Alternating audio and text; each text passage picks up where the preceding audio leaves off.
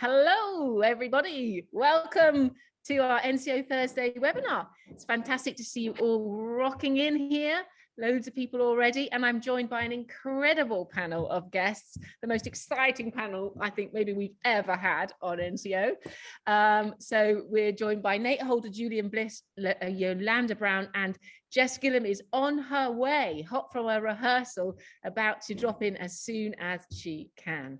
So the usual format, if you want to ask questions to these amazing guests, you just go into the Q&A and ask some questions, and I'll do my best to ask them of our amazing guests. And what they have in common is that they're all wonderful musicians. And as I worked out, they all either play the clarinet or the saxophone, which is actually a coincidence, but is power to the clarinet and sax, team. But they're also presenters, also people that talk very well about music, present on telly, present on the radio, and are general legends in our lives. So I couldn't be more delighted to have them all with us. So without further ado, I'm going to ask them to introduce themselves. And first up, with the screen share, we have got, here we go. Who is first up? Drum roll for who's first on the list. And it is Nate. Nate, could you tell us a little bit about you, Nate? Hi everyone, I'm Nate Holder. I am, as you can see, a saxophonist, and as many of you can't see, I'm a clarinetist as well, but we're in front of a great clarinetist here, so let's not go there. And yeah, so I've been playing saxophone for a while, been fortunate to play different places around the world with different people and different styles of music, and also write some music myself as well. What else do I do? How did you start learning sax and clarinet? Just as a matter of interest. There was someone at my church who was playing, he used to play saxophone, and I looked up to him a lot, and he was the one who really started to get me interested in playing the saxophone. But clarinet came first, and right. did stuff on clarinet first before saxophone came later. And you write books, you're an author. Yeah. So basically during lockdown, I felt like I had to do something because all the gigs went, everything stopped. So I published 4 books during lockdown, starting from last year. And maybe some of you have seen them, maybe you haven't, but they're all to do with music, obviously. Obviously trying to get lots of diversity in there. So showing people from different backgrounds and also different styles of music from different places around the world, and tying them into history so that we get a better context about where music comes from and who's made it and what was happening around the world at the same time as well.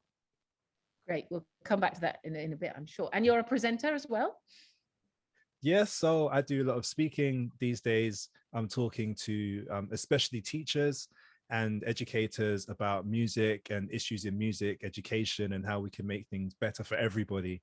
This word that we say, this word equity. So making sure that whatever we deliver and whatever we do is benefiting every single person in society, not just the people who might be able to afford music lessons, but the people who can't, the people who have disabilities, the people who feel like they're marginalized in society, just how everyone can get a good quality of music education. So that's a lot of the things that I talk about in different places in the UK and in America as well sometimes. And you have a role at the Royal Northern College of Music. Yes, I'm very, very, very excited about it. I'm currently the International Chair of Music Education at the Royal Northern College of Music, which is cool because they call me professor now, which is really, really cool. So going to be doing a lot of teaching there, getting involved in helping to design some modules, and most importantly, making sure that the students there get some of the influences and some of the experiences that they really, really want to have, so that they leave the Royal Northern feeling as though they've got the best quality education that they could have. Fantastic. Brilliant. Thank you, Nate. So who's up next? It's YolanDa. Tell us about you, YolanDa. Hello, it's lovely to be here, and I hope you're all doing well. I am a saxophonist, predominantly musician and saxophonist. I play the alto, tenor and soprano, and on CBeebies I've got a show called Yolanda's Banjo. I played the baritone as well, and the contrabass, which was a really exciting experience and very deep. I beat the tubas in that competition, which is fun. I'm also a presenter. So yes, I have my own show on CBeebies called YolanDa's Band Jam. We've done 2 seasons so far. Unfortunately, we couldn't record this year, but it's lovely having all those children in the audience and having fun with music. I also present on BBC as well for the proms, and lots of other programs. And you might have seen me on some quiz shows as well, which I find super, super fun. And I love to collaborate with other musicians. You can see there just on Monday, I was performing at the O2 Arena, but unfortunately with no audience, but it was so lovely to be back in the arena with Billy Ocean here. We recorded a single for Young Voices, and we had 360,000 children all log into Zoom from different places around the world. And we were going for the biggest simultaneous sing, which was really, really exciting. I'm also a radio presenter. I present on Jazz FM every Saturday from 2 till 6, which I love. I get to play all the music that I love in jazz, soul and blues. I've also been presenting on Radio 2 as well, on BBC Radio 2. And here I was presenting at the BBC Young Jazz Musician Awards, which was really, really fun. And I'm really passionate about music education. And so anywhere I tour around the world, I always make sure that I'm on hand to give workshops, usually based on improvisation, which I find really freeing and liberating, but it's not always taught in schools. And I'm also chair of Youth Music, which is one of the biggest music education charities here in the UK. So it's an honour to be able to do that. And yeah, this picture here, I was performing at the Royal Albert Hall for the CBeebies prom. I'd actually performed at the Gospel Prom, which was an adult show before that. So it was lovely to be back in the Royal Albert Hall there with the CBeebies cast and the Chineke Orchestra, which was an amazing experience, very emotional to just be there within the orchestra as well. So yeah, and recently actually I've been writing music, not just for myself to play on stage, but been writing music for animation. So I've been working alongside Sesame Street and Sesame Workshop. And that's been really nice, a sort of a new sort of stage in my life, being able to set up a music studio and make music in that way. So yeah, lots of different wow, amazing. Both of you are incredible, and it only gets better. Who's up next? It's Julian. Tell us about you, Julian. Well, hello everyone. Thank you for having me. It's really lovely to be here, and apologies we have to start with these terrible, embarrassing photos of me. I think the one on the left is about almost 26 years ago or something crazy like that. I've been playing the clarinet for 27 years. I'm 32 now. So yeah, it's quite a long time. And that actually was my first ever TV performance on the left. I played Summertime. I don't know if I look like I'm concentrating very hard in that one there. But yeah, only play the clarinet. I did also start on the piano as well. And yeah, have been never looked back since I started. So were your parents musicians? You obviously started very young and it's part of your life for ages. Yeah. Do you know what? None of my family are musicians at all, other than me. And I have no idea where it came from. But one day I decided that I wanted to play music, and I told my parents this. And, you know, when you're 4, I think there's a lot of things that you want. And I think my parents thought it was one of those. You know, after a week, I'd lose interest. But no, every day I went on at my parents, and in the end, they finally gave in and gave me a recorder to start with. And I played that for a while, and then was taken to a local music school just to try all the instruments to see if there's anything I liked. And as soon as they gave me the clarinet, that was it. I do remember having just got my clarinet, and I was in the back of the car being driven home, and I was playing on just the mouthpiece. And I think my parents probably thought at that time, what have we done? And there you go. That's how it started. Yeah. And so now you're an artist that plays, you know, with bands, and as a solo artist this is the Liverpool Phil, I think. Is that right? Yeah, that was Liverpool Phil concerts last year. One of those, as YolanDa was saying, with no audience, which is a little bit odd. We get so used to being in front of people and getting that adrenaline before you play. So to walk out and there's no one there, and everyone's spaced out 2 meters as well, feels very, very odd. But hey, that's the world we live in now. So yeah, I always loved being a soloist, and I'm very lucky that I get the chance to travel all over and work with some great musicians. It's a real pleasure. What's this? So talking about improvisation, for many years, I played classical music, and that's what I loved. And I did listen to jazz, but I never thought that you might be able to do both until about 11 years ago. And I thought, I want to play some jazz. And so I did practice at home and, do the study. But I also, one of the first things I did was put together a band. And, there is no better way to learn than by doing. And so I was so lucky to have these guys, incredible musicians. And this is on a tour. We tour the US every year. We do about 10 or 11 concerts. We didn't last year because of everything going on.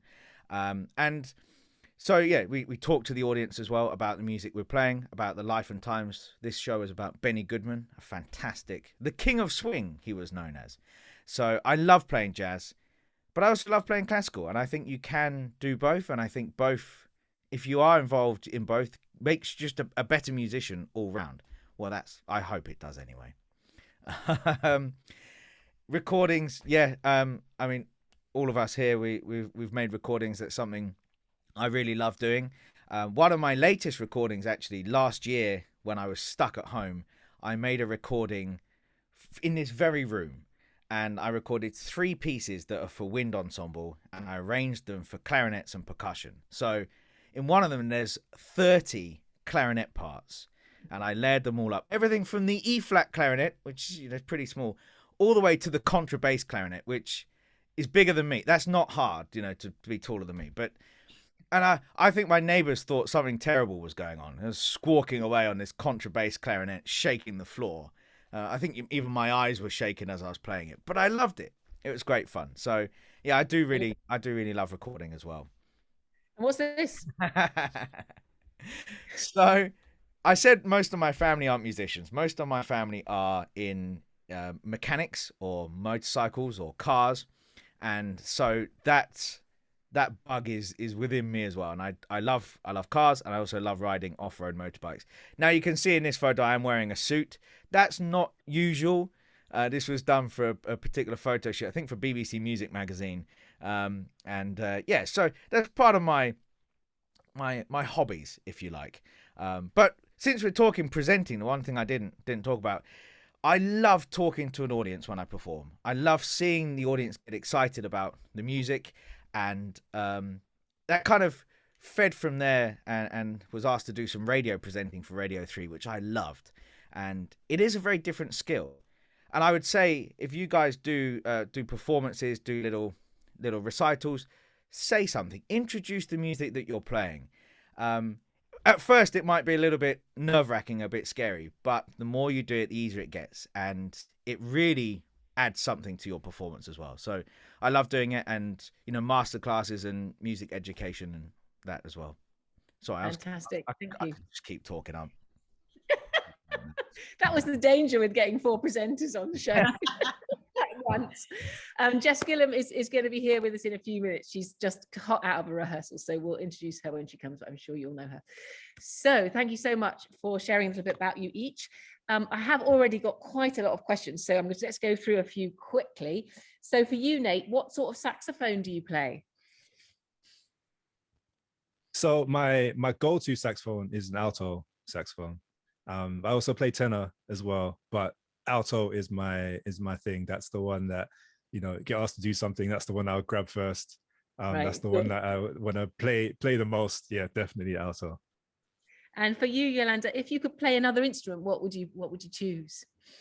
Oh, it's a good question. I'd love to be able to play the guitar. I've never been able to get my head around it. I'm a Yamaha artist. I play Yamaha saxophones, and I said to them one day, I said, I just want to play the guitar. It's just such a different discipline to being a wind instrumentalist. And they sent me one so kindly, a beautiful, beautiful guitar. And now it's in my living room, pride of place, on a stand, but I can't play it. And it hurt my fingers as well. And then to go back to play the saxophone with calluses, it was the worst experience ever. So I'd love to be able to play the guitar. Be beautiful.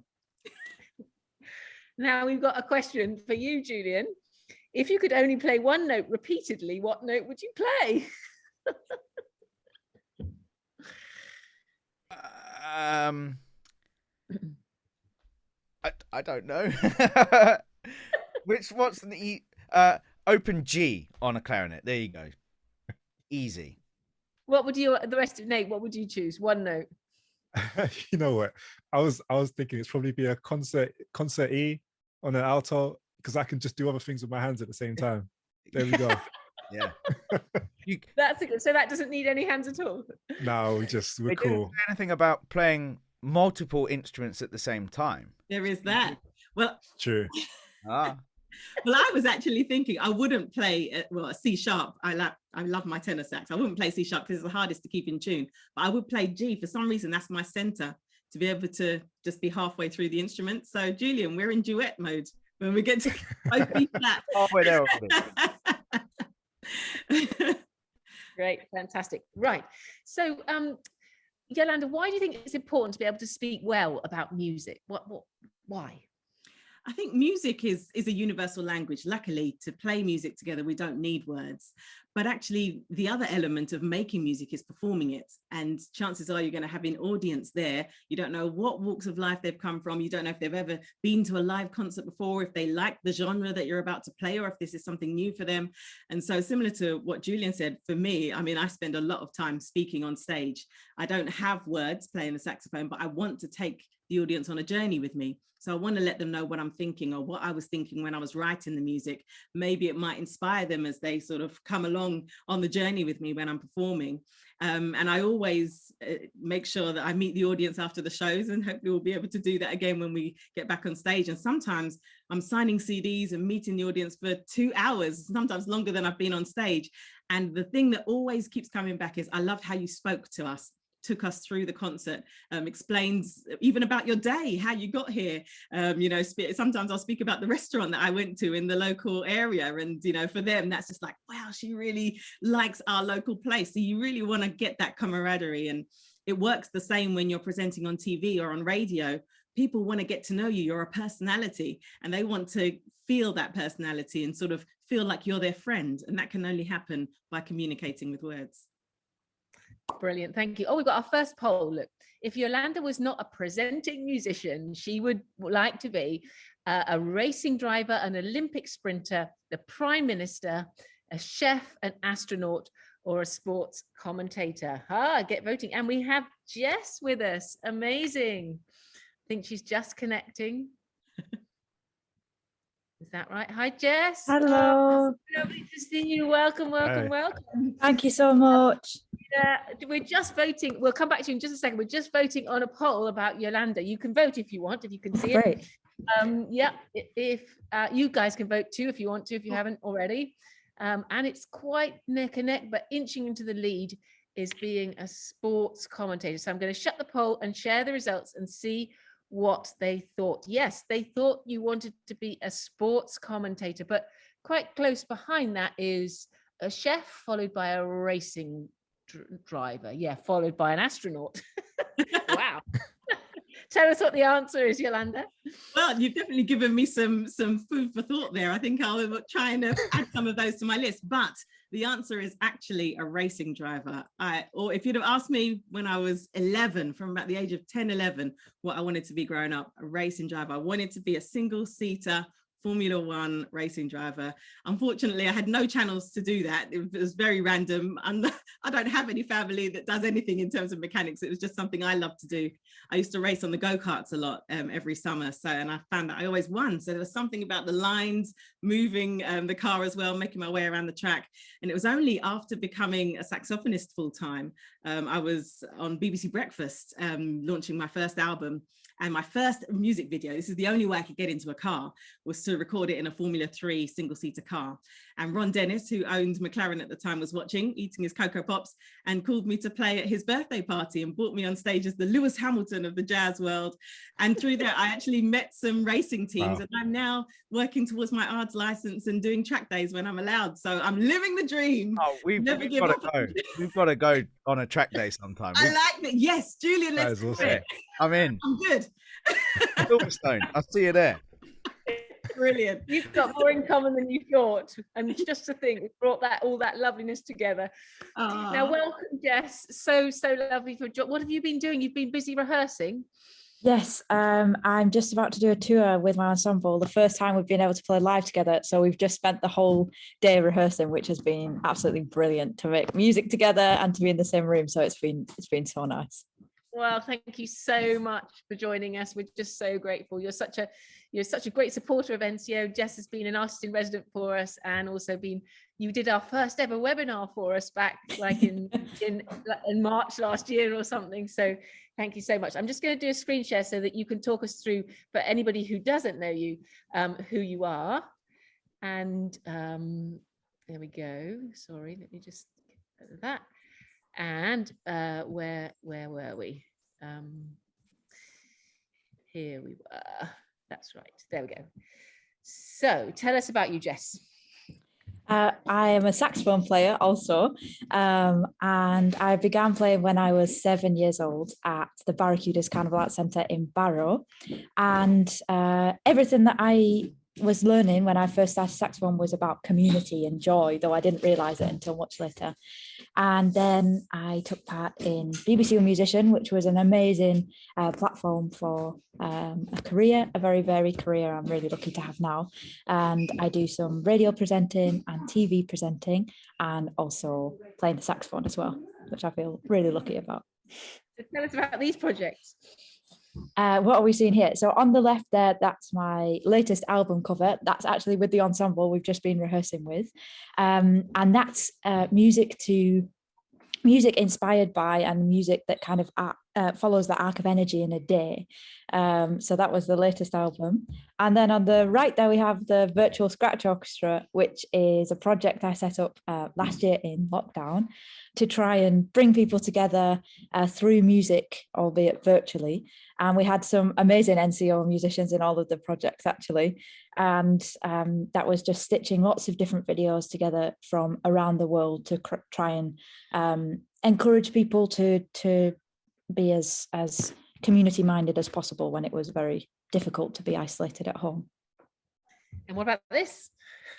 That's when I won a Classic Brit Award in 2018, it says there, which was a total surprise and a real honour. And my mum and dad actually keep that at home still because they don't trust me with it. So they actually have that in their house. And radio presenting, you were talking about, tell us a little bit about that.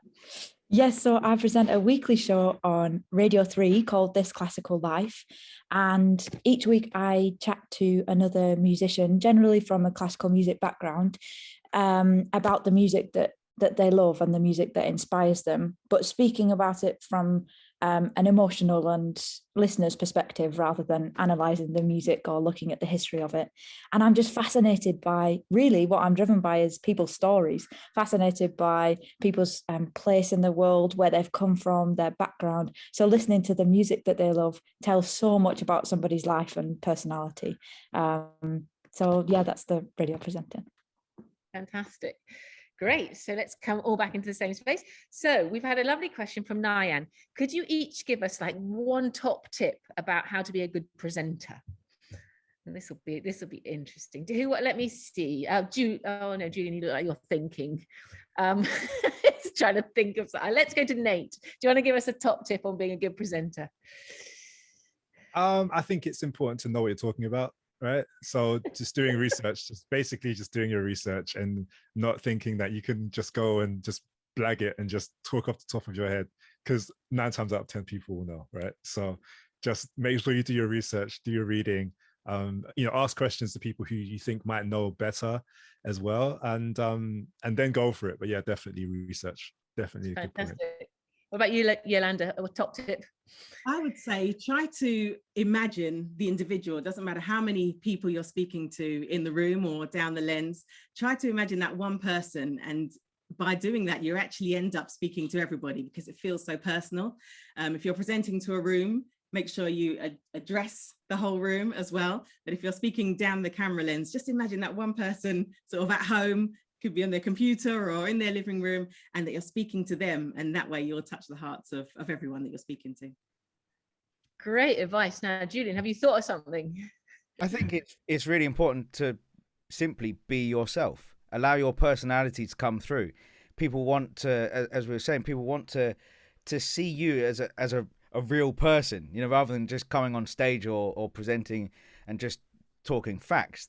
They want to hear about what it means to you. And so I think allow your personality to come through and just be yourself. Brilliant. And Jess? I think if you're speaking to somebody else or maybe interviewing someone else, listening and empathy is really important, and having empathy from the point of view of the audience. So like YolanDa was saying, really considering who is listening and who is watching, and kind of pitching to your audience. So if you're speaking to a room of 5-year-olds in a school, you'll present yourself very differently to a concert hall or wherever it might be. But then if you're speaking to somebody else, to listen as much as possible and to respond as naturally as possible. Fantastic answers. This is gold. This is webinar gold, you guys. Right, there's another poll. Nate is obsessed with an unusual food. Okay, you guys I think can vote as well. Rice noodles, sweet potatoes, cream crackers, Percy pigs, or mango chutney. Okay, now this is a bit random, but I can tell you who's in the lead at the moment. Mango chutney is in the lead, closely followed by Percy pigs. But lots of people are still voting, and the others are doing well. But let's see, I'm going to end the poll now, and let's see what the result is. They've gone for mango chutney, Nate. What's the answer? It's just super embarrassing. It's cream crackers. Ah. There you are. Cream crackers with nothing on them, just plain by themselves. Yeah. Like Have that. you done Every time. the cream cracker? Is there a cream cracker challenge? Like, see how many you can eat before. How you can do in like a minute or something, right? Like, yeah, try it every day. Tried eating a whole pack in one go without having a drink. It's something like it's impossible. No, I think It's like the it's cinnamon really- challenge, right? Like, it's just I you think- think you can do it, and then you try it, and you're like, nah. I think next time we got to It's try really it. easy, doesn't it? Yeah, I think we should do that. Next time you're on a webinar, you have to come and do the cream cracker challenge. Isn't it? How three about of we them? do it while maybe not while we're driving, but maybe at the track day we do that. That sounds like a plan. Not while driving. Just let's be safe. Passengers can do it whilst the other one's driving. There we go. You guys have got it sorted. You got a day out that, you know. That's dangerous. I'm jealous. Great. Fantastic. Right, let me see what questions have we got. Oh, most embarrassing performing moment. We always get this, and it's a really good one. So let's go in reverse. Jess, have you got an embarrassing performing moment? Embarrassing performing moment. To be honest, I try and blank anything that is embarrassing. That belongs not in my head, because when you walk onto stage, you can't be thinking about those embarrassing moments because they'll just happen again. So whenever anything like that happens, I try and think, right, that's going in the bin, and then not touch it again. So there's probably a bin somewhere in my mind, but I'm not going to go there. What about you, Julian? If I reach into that bin, I can. I mean, other than the wardrobe malfunctions, which, you know, happen, we won't go there. I think I remember doing a performance and for an audience, and it was live on the radio as well. A Mozart clarinet concerto, and at the end of the first movement, towards the end, my clarinet decided it didn't want to work anymore, and it was a sticky key. So you go into the next register, nothing happened. And I thought very quickly, what do I do? And so I just had to very calmly tell the audience. And I could see the microphone in front of me and imagining, you know, like my mum sitting on the end of it listening. And I thought, well, I just have to tell them. And I managed to fix it very quickly with a sheet of paper, you know, just to clear whatever was stuck on the pad. I don't know if that's kind of embarrassing, but a bit scary. And for the rest of the performance, I kept worrying about it. But yeah, that's probably about the safest story I can tell. YolanDa, have you had any embarrassing moments? Yeah, I guess semi-embarrassing. But again, it always sort of ends up being more about you. And then for the rest of the performance, I'm thinking, oh God, did that really happen? Did anyone see it? Well, I've told you that I love to speak to my audiences, and especially after an interval, you know, I've probably done an hour. I've really got them on side. We're in the moment, and then we have to go for an interval so they can get their drinks and everything and go to the loo. So everyone's come back. We're back. And I remember this particular venue, my dressing room was quite far away. And so they came a little bit earlier than they usually would to say, call time, let's get back side of the stage. So I've grabbed everything, got my shoes, got my saxophone. All right, good, let's go. And usually to open the second half, I'll speak to them a bit more, just as we said about presenting, really bringing the room back to the performance. And so I've spoken, and then this particular song had quite a long introduction. So, I'm moving, getting into the groove, and I've picked up the saxophone and I went to play, and it just felt really heavy all of a sudden. I thought, why is it so heavy? And I hadn't put my neck strap on. And so it was in the dressing room. And so I pointed to the pianist and said, solo. And I literally had to run around the venue while the song was still playing, put my neck strap on, run back, and then I just went straight into a solo. Nobody knew, but for the rest of the performance, my heart was just, how did I forget the neck strap? You need that. Amazing. And you, Nick, anything embarrassing ever happened to you? You know what, Yolanda, that has happened to me before. Yeah. So I totally feel you on that. Actually, something happened. I used to play keys a lot. I was living in Germany for a while, and I was playing keys, and I had this little setup where I had like a couple of keyboards, like different sounds, whatever. And we were playing in Munich. It was a celebration for they call it the Tag der Deutschen Einheit, which is when Germany reunited, and so they have a festival every year. And we're playing this song, whatever it was, and for some reason my stand decided to give way. So I'm playing, and then I think I went and hit a chord, and everything just dropped. And I'm looking around like, help me, help me, help me. Everyone else kind of turns around, here's this loud noise. It's like, we have to continue with the song. So there's this whole section of the music that's just totally gone. And I'm like trying to pick stuff up, and a couple of guys came over and they were trying to help that build it all up. And I'm just kind of sitting there like,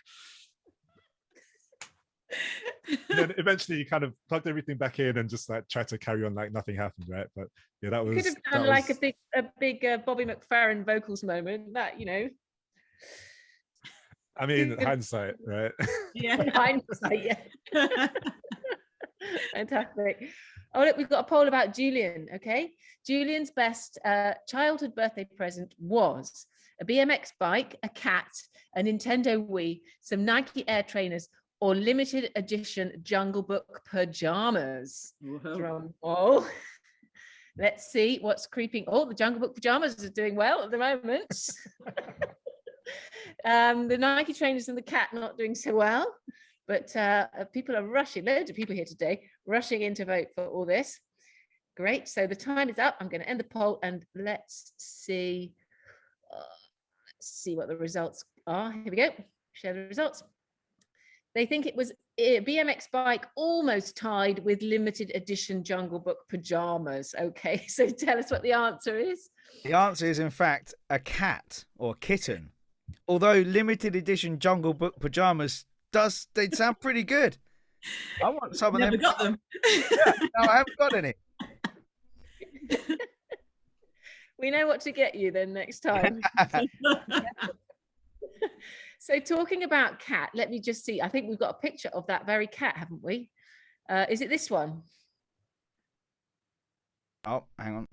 Can you see that? Yes, I can. Sorry, I was on mute. It is, yep, that one in the front was the cat that I got for my birthday, and I named her Topaz. She's a Bengal cat, and she was lovely. Nice name. Could open the fridge. Wow. The cat could open the fridge, and I remember once I opened the fridge and the cat was in the fridge eating the ham. It doesn't shut the door as well when it gets in the fridge. Yeah. Oh, it's considerate, of course, And what about this? More cats in your life when you were little? Yeah, that's me. My first word was cat. So they were there. They were there, a big part of your life. But then we have this pet. Now, who's going to own up to this big pet? She is mine. She is my leopard gecko. I've had her for about 5 years now, and she's the coolest pet. She's just absolutely cool. Like, she literally, there's times we're watching TV and you'll see her in a little cage, like just poke her head up, and she's just literally just sitting there watching TV with us. Like she's great, absolutely great. What's she called? She has a few different names. Geki is one name that we kind of call her. Harriet is another name because she escaped from her, and then she came, and then she came back. So we called her Harriet, after Harriet Tubman. And yeah. But Geki is what I usually call her. Amazing. Yolanda, did you have any pets or grow up with pets? I didn't. No, I think we had a goldfish that I won at the fair once, but no, never had any pets. And now I've got a 7-year-old and a 1-year-old who literally every day are hounding me for either a puppy or a rabbit, anything. So yeah, I'm gonna maybe relive these pet experiences now that I'm a bit older. Jess, you've got maybe. Snake. slowly. So, Jess, you grew up with pets, didn't you? You had dogs, didn't you? Yeah, when I was young, we had 2 border collies, and they were crazy, the kind of craziest dogs. And then we didn't have pets for a while, and then we had a cat that ran away and actually returned the other day. We assumed she'd kind of died. She ran away, but then came back for cream, and was really fat, getting fed by other people. And then now we have an amazing dog, a rescue greyhound called Rose. And she is the sweetest dog ever. She's so calm. Apart from when she runs, she can run at 45 miles an hour, which is quite incredible to watch. She's very, very fast, and I've been pulled over by her, which isn't any fun, but she's great. Yeah. Thanks for sharing all the pet stories. Brilliant. Now, while I'm in the screen share, let's look at what's next at NCO Online. I don't know how much you guys know about NCO Online, but it's been a massive program. It's been running for 3.5 months, and we're nearly at the end of it. Very, very close, less than 2 weeks away from the end. So what we're really looking forward to now is the final summer celebration, which you can all join us for. It's at 5 p.m. on our YouTube channel on July the 1st.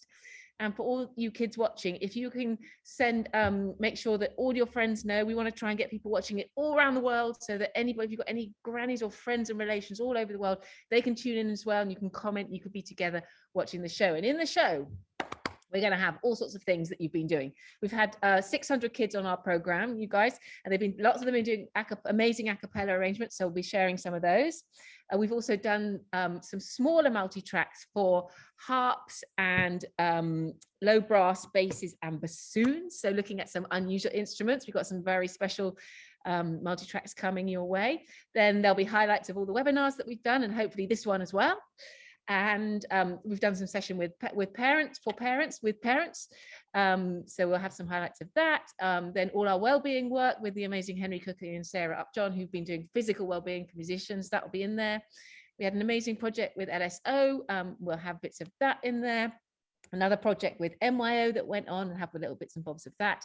We did an amazing Wallace and Gromit soundtrack, which the kids wrote, and we had 2 winners of those. So unfortunately we can't play the soundtracks on the call because it's copyrighted material, but we played it in a private sharing, but we will be able to acknowledge the amazing people. Oh, and I just put one of these in. This is one of the Taskmaster challenges. We have challenges that the Taskmaster gives us to do something unusual with our instruments, and this one was create a special effect with your instrument without using a computer. So have a little look at this.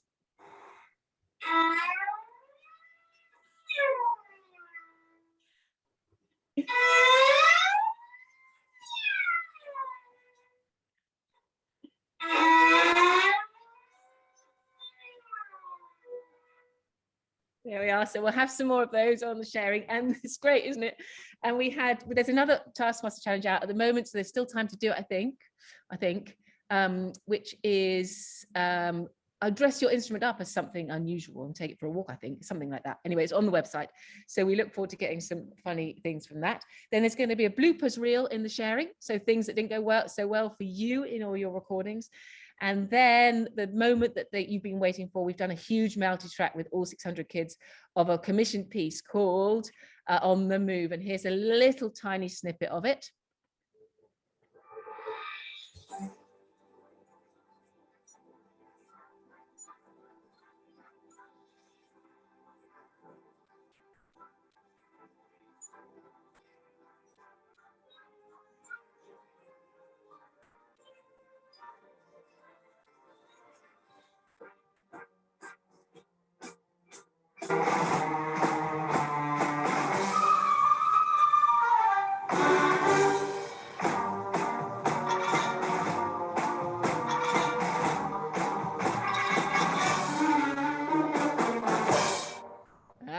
So you'll have to tune in to hear more of that.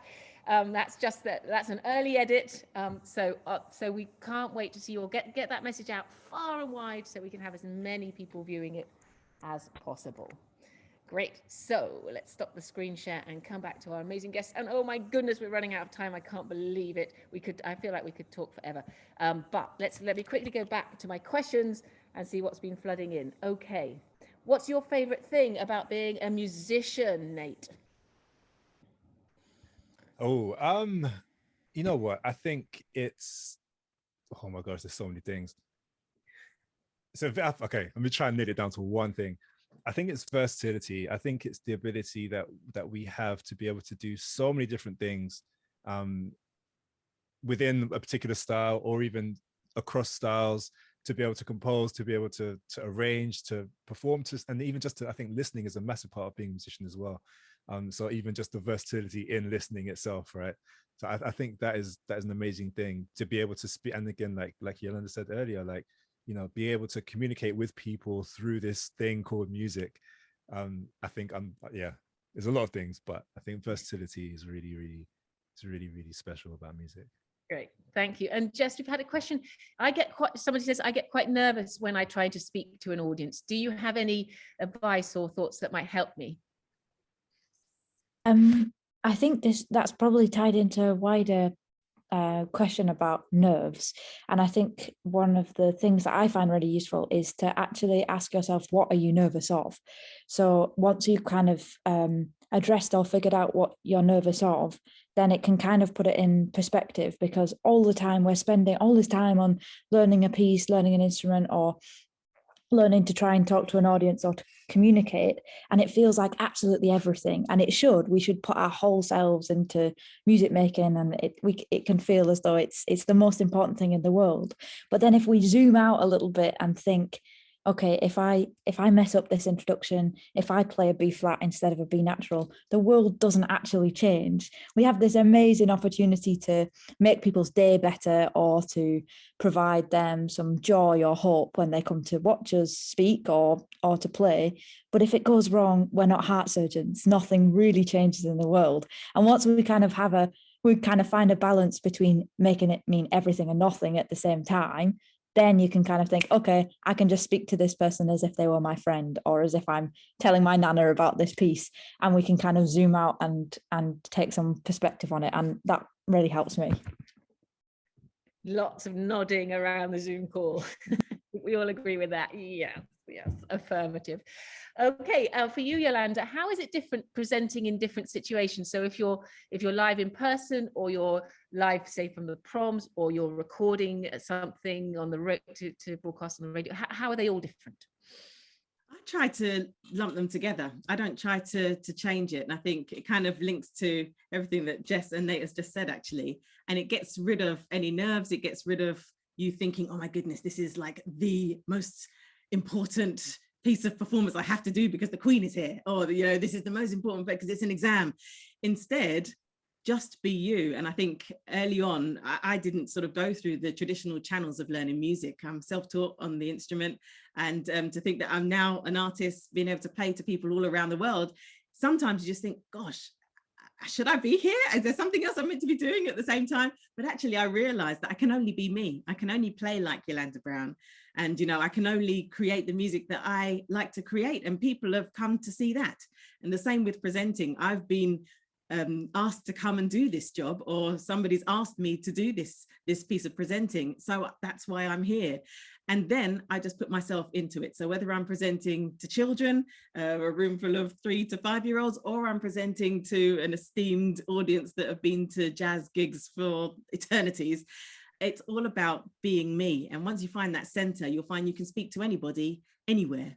That means giving keynote speeches at conferences to whoever it is, and sometimes you do have to make it up on the spot. Nate, you can't always be prepared to every inch of your life, so you've got to be confident in who you are and what you bring, what makes you unique. That's what people want to see.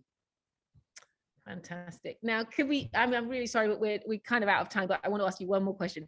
Could you each give us a tiny bit of advice for our young musicians, either something that you wish you'd known or something that you've learned along the way, just a little nugget of advice for us to take away before we do our selfie? And this gives you guys a moment out there if you want to get anything for your selfie moment, for the selfie props or anything like that. But let's kick off with Julian, a little piece of advice, Julian, for our NCO kids. I think it was a piece of advice I was given by, since we're joined by some great saxophone players, one of my favourite and an absolute legend, Wayne Shorter. I mean, yeah, needs no introduction. And he said, never give up. It's very simple. But, you know, sometimes if we go to a concert, we see our favourite musicians perform.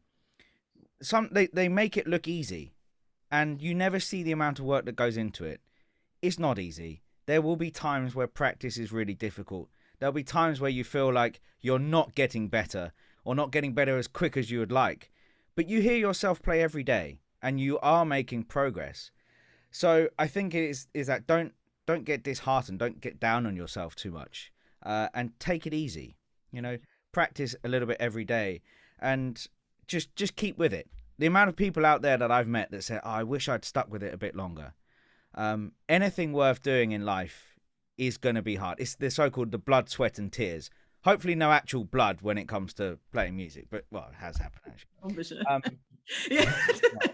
But just keep with it, persevere, and the rewards can be endless, really. You know, to walk out on stage and then to perform makes all of that hard work completely worthwhile. So yeah, simple, don't give up. Didn't you have a t-shirt with that on in one of our pictures? Didn't it say something like that? Yeah, that was the name of my first book that I wrote, called I Wish I Didn't Quit. And it's just that same idea of, you know, almost putting yourself 20 years time and think to yourself, you know, am I gonna say I wish I didn't quit this thing? And if you're really gonna say that and regret it, then don't give up, because one day if you do end up regretting it, you can't get that time back, right? Yeah. So what would your little piece of advice be, Nate? I think it would be, you know, this theme that's kind of come out of this, right? Be yourself, because I think sometimes we see YolanDa Brown, and we see Jess, and we see Julia, and we say, oh, you know what, I need to sound like them because they're doing this, so I need to be like them. Let me find out what you know, what reeds you're using. Let me find out what saxophone you're using. And I think it's really important to kind of stop and think, well, you know, they're doing them in their way, you know. So what is it that drives you? What is it that you're passionate about? What is it that you love to do? And do that, because we all need to see, you know, ourselves. We need to shine our own light, essentially. There's a great poem, you have to check it out, by Marianne Williamson. She talks about, you know, by you being yourself, you unconsciously give permission for others to do likewise, for them to be themselves. So it's important, you know, we look up to you, you know, listen to your music and draw inspiration, but realize that your journey is very unique and special. So follow that path and don't worry about trying to be anyone else. Brilliant. And YolanDa? I would say sort of being a musician is a wonderful job, and also a wonderful pastime to have, because it allows you to keep learning. The minute that you stop learning, I think every musician is picking something up every single day and learning something every single day. So I would say keep on exploring and keep on building. That's within music, but also in terms of your other skills. We're seeing now that artists, musicians aren't just artists and musicians anymore. There's so many other strands, which you've seen even on this webinar today. So keep on learning. What would you like to find out about? What would you like to try? Try different things, because you never know where those opportunities will come, and they will come, and it will just make your story even broader as it progresses. Brilliant, thank you. And very finally, Jess? I would say don't be afraid to make your own opportunities. So everybody, as Nate was saying, everybody has something individual to say. We all will have our own mission and our own message with music, or just as people, and there is a space for you to fulfill what that is in the world. And it might not seem like it's there. You might think, oh, there isn't a concert where this piece would fit in, or there isn't a group of musicians that I can play this with and it will work. So do it yourself, and don't be afraid to do it yourself, because we're not always given the kind of creative permission sometimes in certain situations to be feel like we're allowed to do that. But don't be afraid to kind of ask the question of why. Why are things done like this? Why am I using that embouchure? Is it comfortable for me? Why am I using this? Really, really ask. You don't have to be facetious with your teacher, but if they give you some advice, say, oh, how come that way? Why are we doing that? Why am I learning this piece? And it can give you that kind of wider context of something. And also be as generous as you can with your spirit. You have an amazing gift to be able to play an instrument and something you've worked really hard on, and try and share that magic with as many people as you can, and the world, it will be a better place if we all share in that. Well, I'm certainly inspired by you all. It's been remarkable to have all four of you. I think I'm going to have to get you all back, because there's a whole other series, at least, in having you guys together on the screen. That's fantastic. We need to do our selfie quickly before you all disappear. So you're welcome to use props or not, or just, I haven't got anything, sadly, because I'm not at home. But if you've got anything you want to reach for or not, and it's just, Nate, looks like you're going to go and do something, Nate. What are you doing? That's cool. Liking that. Pull out the big guns. Yeah. Okay, so anybody else want to get anything, or you all good as you go? It'll take us a while. No, I didn't have anything prepared. No, don't worry. Okay, I feel like I should just. No, he's great. Bring him back in. I like him. He's lovely.